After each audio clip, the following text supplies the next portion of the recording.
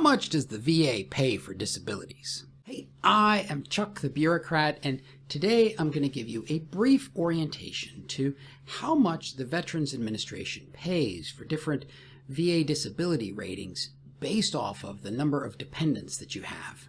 Now, on one hand, this is very simple information to find. Anybody who has access to the internet can go to va.gov and find exactly the same information that I'm going to show you today. But at the same time, these rates are set by a federal agency, so they have a logic that can be kind of confusing if all you do is look at the raw numbers. So what I've done is just copy and pasted all this information from the official website into a spreadsheet, which you can see here. And I'm going to talk about a few oddities associated with this payment chart. We're going to talk about the non-linearity of VA payments. You'll see what I mean by that in a second. We'll talk about dependents and the effect that they have on your payments. Oh, and one point that I will probably foot stomp a couple of times is that your VA payments are not based on your rank or your years of service. A PV2 who gets a 70% VA disability rating because of an injury that occurred while they were at basic training is going to receive the same amount of money from the VA as like a chief warrant officer who served 37 years and also got a 70% rating. To get started, I want to focus on what's called the veteran-only scale. This is the scale for people who don't have any dependents, and I want to do this because it makes it very easy to see a particular oddity about the way this system works. In this chart, you've got the 10 categories of disability, 10% through 100%. And each bar represents the amount of a monthly VA disability payment for a veteran with no dependents. The first thing that should jump out at you here is the fact that VA payments are not linear. That is, a 30% disability rating doesn't receive 3 times as much as a 10% disability. And there is a sharp uptick at the 100% level, which, just between you and me, I think that uptick encourages a lot of veterans who have, say an 80 or 90% disability rating. It encourages them to try really, really hard to get bumped up to 100%. These different payment levels for different disability ratings are even more mystifying when you look at the incremental increase that you get from being bumped from one rating to the next higher one.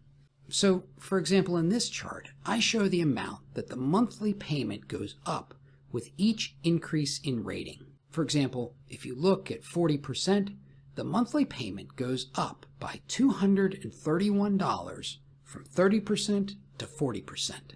The thing that's interesting to me is that even these incremental increases, well, they're not linear. Sometimes they go up.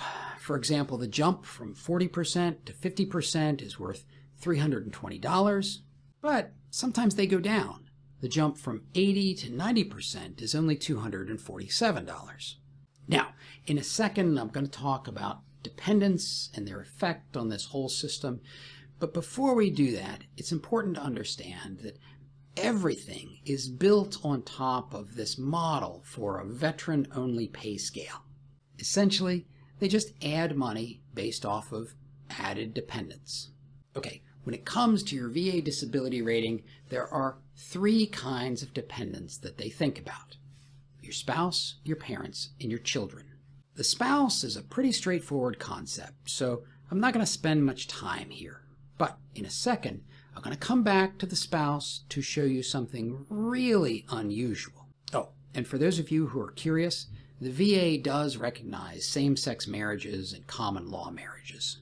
Now, the VA does recognize some parents as dependents, but you have to be providing them direct care, and there's certain limitations on their income and net worth. Now, one of the interesting things here is that these tables, well, they allow for 0 or 1 or 2 dependent parents, but they don't go any further. They don't allow for 3 or 4 to include in-laws.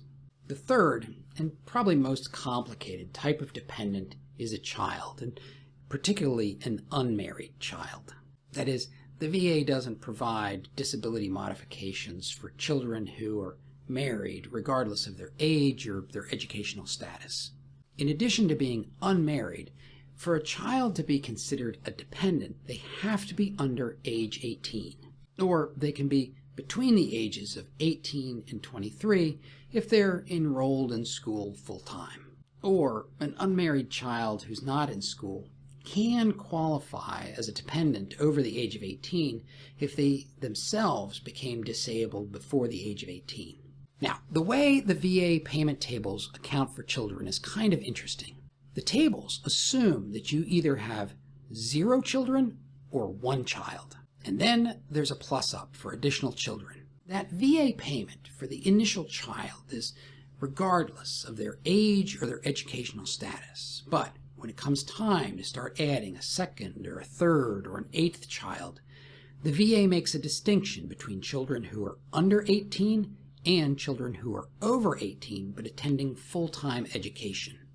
Oh, and by the way, one thing to notice about this table, and it's true across the board for VA disability payments, is that a veteran who receives a disability rating of 10 or 20%, they get the same amount of monthly pay regardless of the number of dependents they have. All right, let's see. I talked about the spouse, I talked about the parents, I talked about the children, and now I want to go back and talk about the spouse a little bit more. You would think that a spouse is kind of an either-or factor in disability payments. But there's actually 2 nuances when it comes to spouses. Probably the most obvious is the fact that if the spouse is receiving aid and assistance, then there's an additional increase in the VA payments. The second thing is kind of weird, and it's very minor, but I'm just going to mention it. That increase in your VA disability for a spouse, it's larger if you have children. I mean, it's not a lot larger, but it's just a quirky little thing buried inside these tables. But so what? I mean, I've said a lot of words and I've showed you a lot of numbers, but what does this really mean for a retiring service member who is going to be receiving VA disability payments? Well, hopefully, those of you who've known me long enough know that I'm sincere when I say I like figuring out how systems work, and I like making those systems work to my advantage. But, just between you and me, that doesn't mean that every single system you come across can be turned to your advantage. Sometimes there's just nothing there. And it just so happens that that seems to be the case when it comes to VA disability payments. Or at least the whole process of modifying VA disability payments based off of dependents. The real play, if there is a real play, has to do with making sure that you are fully compensated for any illness or injuries that were incurred or aggravated while you are on active duty. The one place that I would say that there is a lurking pitfall here actually has nothing to do with the VA payment itself. It has to do with CRDP, Concurrent Retired and Disability Pay. CRDP is paid to you by the Department of Defense through DFAS, based off of the amount of money that the VA pays you for your disability. CRDP and your VA payment should be exactly the same. So one important application of the information that we've talked about today is to look at your retiree account statement and make sure that it matches what the VA is paying you. And on top of that, you want to make sure that the VA and DFAS are consistent with the number of dependents that you have.